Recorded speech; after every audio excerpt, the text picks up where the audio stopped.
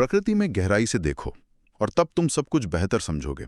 Albert Einstein का ये जो कहना है, मुझे लगता है आज की हमारी चर्चा के लिए एक अच्छी शुरुआत है। नमस्ते। आज हम एक ऐसे टॉपिक पर बात कर रहे हैं जहां राष्ट्रीय सुरक्षा और पर्यावरण का जो मुद्दा है वो आमने सामने आ जाता है। बात हो रही है लद्दाख की। वहाँ के जो बहुत ही संवेदनशील, पारिस्थितिक रूप से संवेदनशील इलाके हैं, उनमें कुछ जरूरी रक्षा परियोजनाओं को हाल ही में मंजूरी मिली है। और ये सारी जानकारी हमें मिली है इंडियन एक्सप्रेस में छपी एक डिटेल्ड रिपोर्ट से। रिपोर्ट बताती है कि राष्ट्रीय वन्य जीव बोर्ड की जो स्थायी समिति है, standing committee of the national board for wild life, जिसे SCNBW भी कहते हैं, और इसके अध्यक्ष केंद्रीय पर्यावरण मंत्री होते हैं, उन्होंने ही इन प्रोजेक्ट्स को मंजूरी देने की सिफारिश की है। अब देखिए, ये टॉपिक सिर्फ जनरल नॉलेज के लिए नहीं है। जो लोग UPSC की तैयारी कर रहे हैं उनके लिए तो ये बहुत ही जरूरी है, GS पेपर 3 और प्रीलिम्स दोनों के हिसाब से। तो आज हम कोशिश करेंगे कि इन मंजूरियों को समझें, इनके पीछे की जो रणनीतिक जरूरतें हैं उन्हें जानें, और सबसे जरूरी, पर्यावरण से जुड़ी जो चिंताएं हैं उनका भी विश्लेषण करें। इस पेचीदा मुद्दे को समझने के लिए और इसका मतलब क्या है ये जानने के लिए हमारे साथ विशेषज्ञ मौजूद हैं। तो चलिए शुरू करते हैं। सबसे पहले तो ये समझते हैं कि भाई किन प्रोजेक्ट्स को हरी झंडी मिली है, क्या क्या मंजूर हुआ है। जी, तो जैसा रिपोर्ट में है, SNBWL ने लद्दाख में कुल मिलाकर 12 डिफेंस प्रोजेक्ट्स को क्लियरेंस दी है, और इनमें कुछ काफी बड़े और अहम प्रोजेक्ट्स हैं जिनका रणनीतिक और पर्यावरण दोनों नजरिए से महत्व है। जैसे कि ताराकाम में एक ट्रेनिंग नोड बनाया जाएगा, लेह में एक आर्टिलरी बैटरी लगेगी, 2 FSF formation ammunition storage facility, आसान भाषा में कहें तो गोला बारूद रखने के बड़े सेंटर्स, एक तुजुंग सालू में और दूसरा, ध्यान देने वाली बात है, काराकोरम अभयारण्य के अंदर। इसके अलावा चुशुल में एक ब्रिगेड हेडक्वार्टर, डेप्सांग के पास काजीलंगर में ITBP यानी भारत तिब्बत सीमा पुलिस की बॉर्डर पोस्ट्स, और लेह में एक आर्मी कैंप भी। ये सब वो प्रोजेक्ट्स हैं जो बॉर्डर एरिया में हमारी रक्षा तैयारियों को मजबूत करेंगे। और एक बात और, वैसे इसी मीटिंग में लद्दाख से थोड़ा अलग अरुणाचल प्रदेश में भी, वहाँ eagle nest wild life sanctuary है, उसमें बालीपारा चारद्वार तवांग रोड पर एक पुल, पिंजोली पुल, करीब 158 मीटर लंबा, उसको भी मंजूरी मिली है। पर आज हम फोकस लद्दाख पर ही रखेंगे। तो सवाल ये उठता है कि आखिर इन प्रोजेक्ट्स की जरूरत क्यों पड़ी, वो भी इन इतने नाजुक इलाकों में? क्या है इसके पीछे का रणनीतिक कारण? ये सवाल बिल्कुल वाजिब है और बहुत जरूरी भी है। देखिए, रक्षा मंत्रालय का जो तर्क इंडियन एक्सप्रेस की रिपोर्ट में बताया गया है वो काफी सीधा है।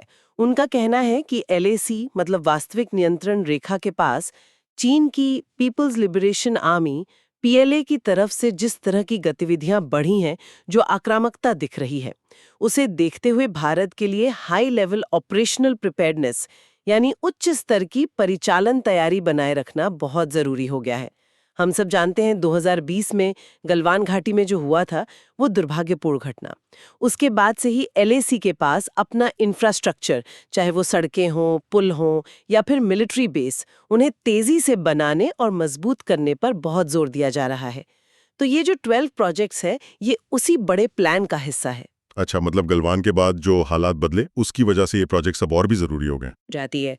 LAC के इतने पास ये जगहें हैं, इनका सामरिक महत्व तो है ही।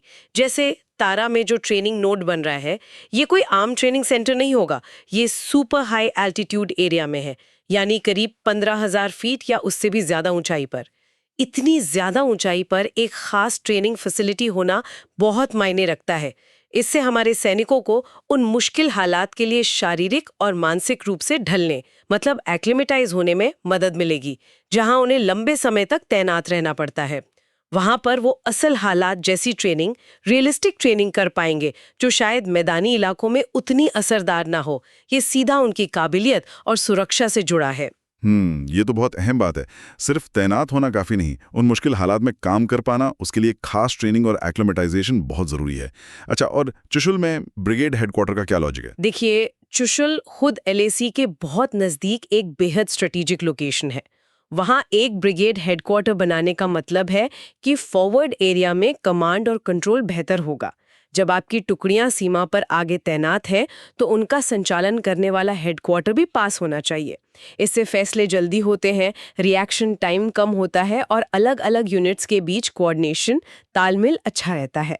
और इसी तरह तोसो गत्सालू और काराकोरम अभयारण्य में जो गोला बारूद रखने की सुविधाएं FSFs बन रही हैं वो भी उतनी ही जरूरी हैं। किसी भी ऑपरेशन को लंबे समय तक चलाने के लिए आगे के मोर्चों पर हथियार और गोला बारूद की सप्लाई लगातार बनी रहनी चाहिए। तो ये FSFs हमारी सेना को वो जरूरी लॉजिस्टिक सपोर्ट देंगी जिससे उनकी ऑपरेशनल ताकत बनी रहे। तो मतलब स्ट्रेटेजिक नज़रिए से देखें तो इन प्रोजेक्ट्स की ज़रूरत भी है और इनकी लोकेशन भी काफ़ी सोच समझकर चुनी गई लगती है। लेकिन यहीं पर वो दूसरा पहलू आता है, इनका पारिस्थितिक संदर्भ। ये जगह है, जैसा हमने शुरू में कहा, बहुत ही नाजुक संरक्षित क्षेत्रों में है। जी हाँ, रिपोर्ट साफ बताती है कि ये प्रोजेक्ट्स लद्दाख के 2 बड़े संरक्षित इलाकों चांगथांग कोल्ड डेजर्ट सेंचुरी और काराकोरम वाइल्ड लाइफ सेंचुरी के अंदर या बिल्कुल पास में है।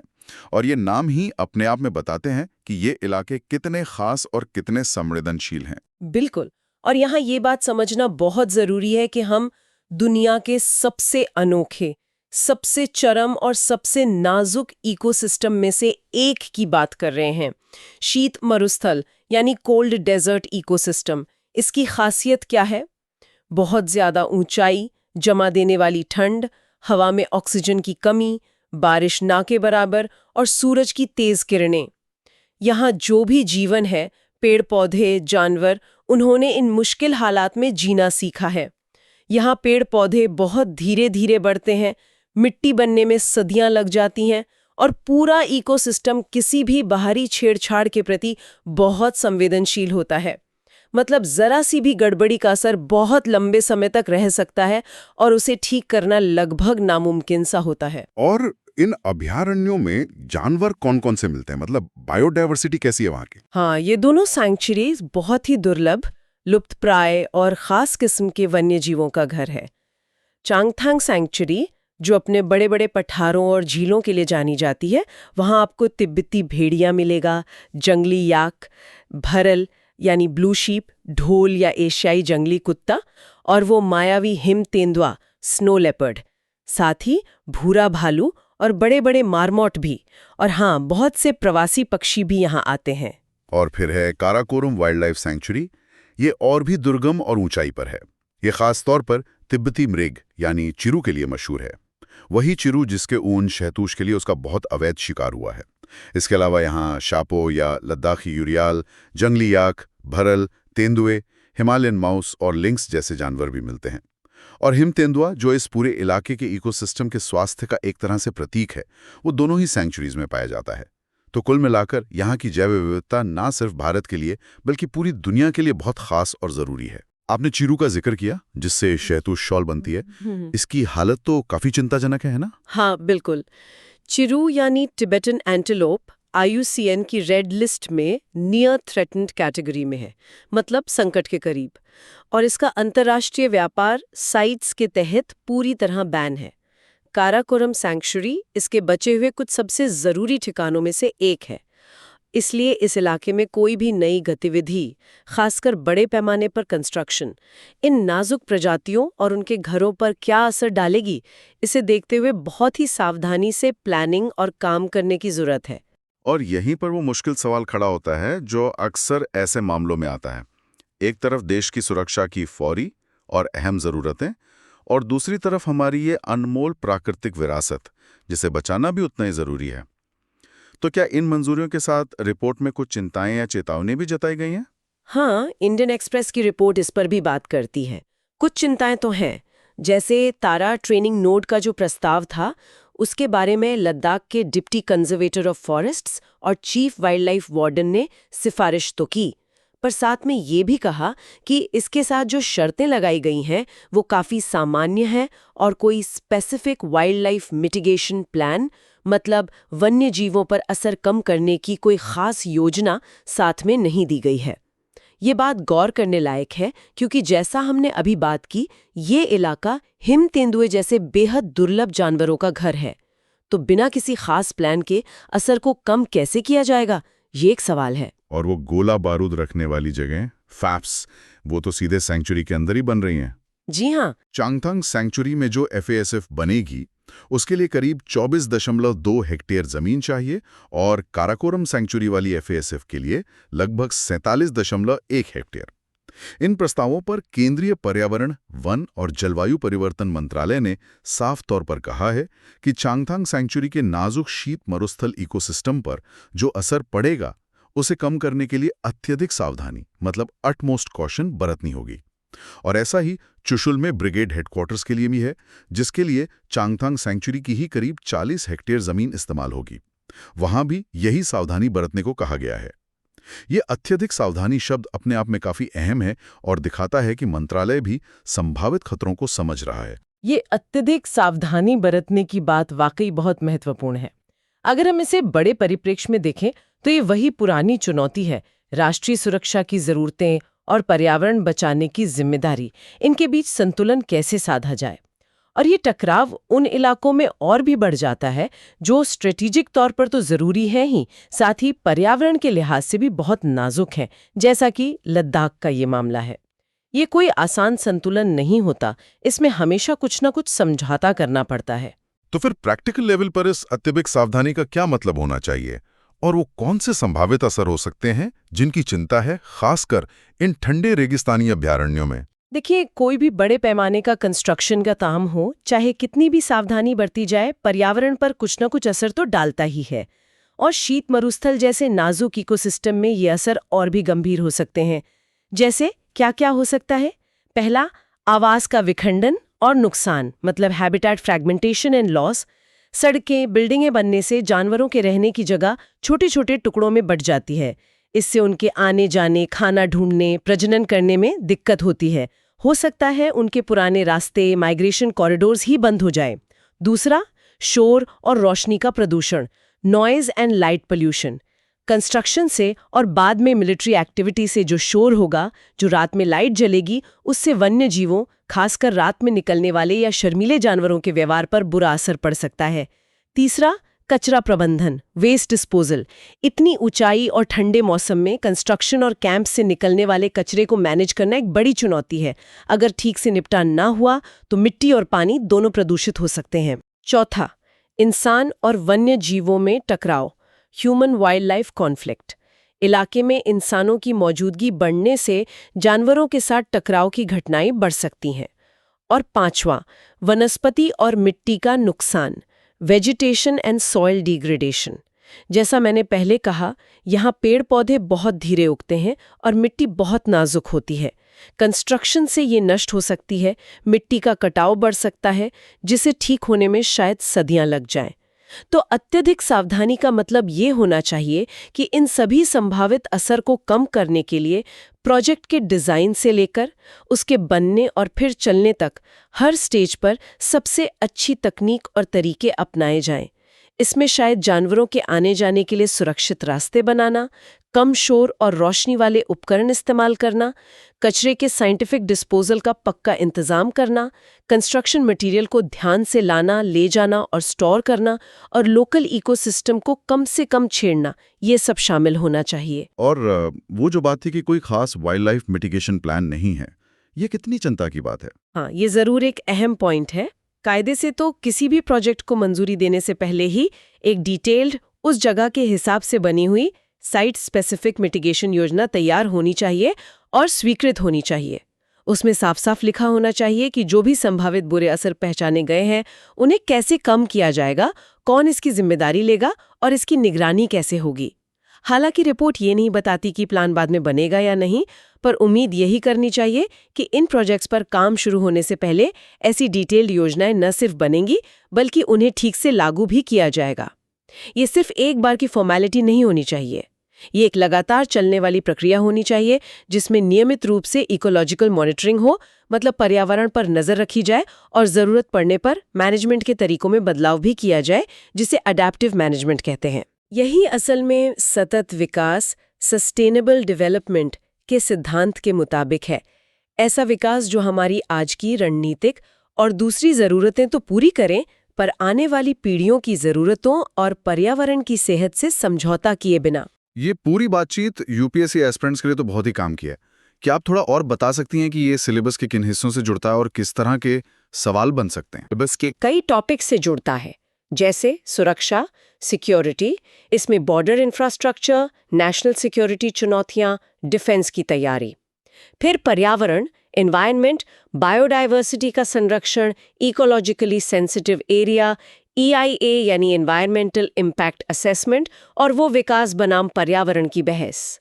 अवसंरचना, इंफ्रास्ट्रक्चर, इसमें एनर्जी, पोर्ट्स, रोड्स वगैरह के साथ साथ स्ट्रेटेजिक इंफ्रास्ट्रक्चर भी आता है। और सीमा प्रबंधन, बॉर्डर मैनेजमेंट, बॉर्डर एरिया में सुरक्षा और विकास के मुद्दे।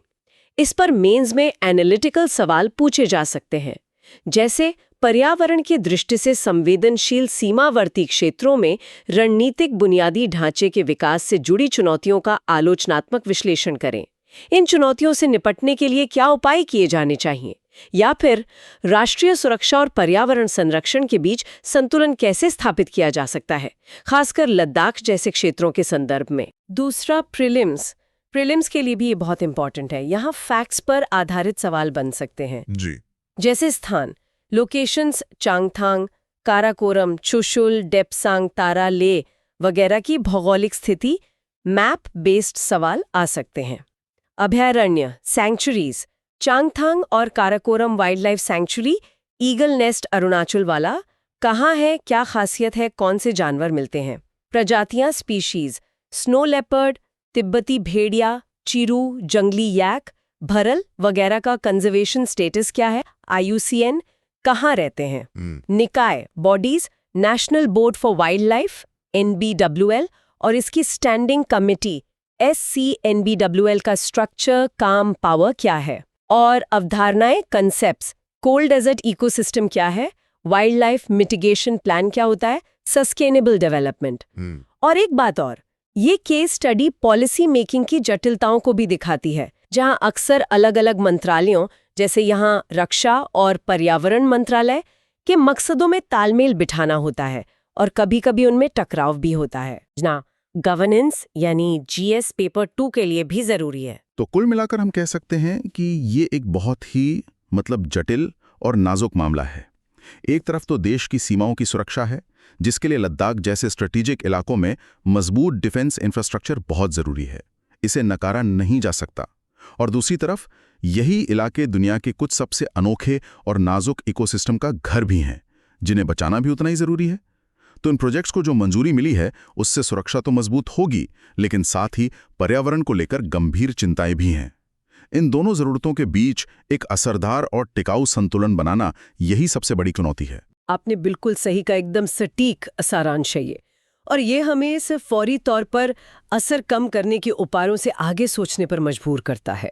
यहाँ एक बड़ा सवाल भविष्य के लिए खड़ा होता है कि ठीक है, ये प्रोजेक्ट सब बन रहे हैं, लेकिन इनके बनने के बाद वो कौन सी लॉन्ग टर्म इकोलॉजिकल मॉनिटरिंग यानी लंबे समय तक चलने वाली पर्यावरण निगरानी और अडैप्टिव मैनेजमेंट स्ट्रैटेजीज यानी ज़रूरत के हिसाब से बदलने वाली प्रबंधन रणनीतियां अपनानी होंगी, ताकि ये पक्का हो सके कि लद्दाख के इस अनोखे शीत मरुस्थली को सिस्टम को कोई स्थायी, जिसे ठीक ना किया जा सके, वैसा नुकसान ना पहुंचाएं।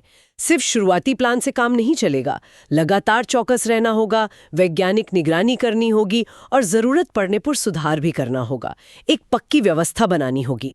ये सवाल आने वाले वक्त में पॉलिसी बनाने वालों, सेना और पर्यावरणविदों सबके लिए सोचने वाला रहेगा। बिल्कुल, ये एक ऐसा सवाल है जिसका जवाब तो आगे के एक्शन और वो कितने कारगर होते हैं उसी में मिलेगा। आज की ये गहरी पड़ताल यहीं खत्म करते हैं। उम्मीद है कि इस बातचीत से हमारे सुनने वालों को, खासकर जो UPSC की तैयारी कर रहे हैं, उन्हें इस जरूरी और समसामयिक मुद्दे की अलग अलग परतों को समझने में मदद मिली होगी। अगर आपको ये चर्चा अच्छी लगी हो तो प्लीज़ इसे लाइक करें, हमारे चैनल को सब्सक्राइब करें, ताकि आप आगे भी ऐसे विश्लेषणों से जुड़े रहें।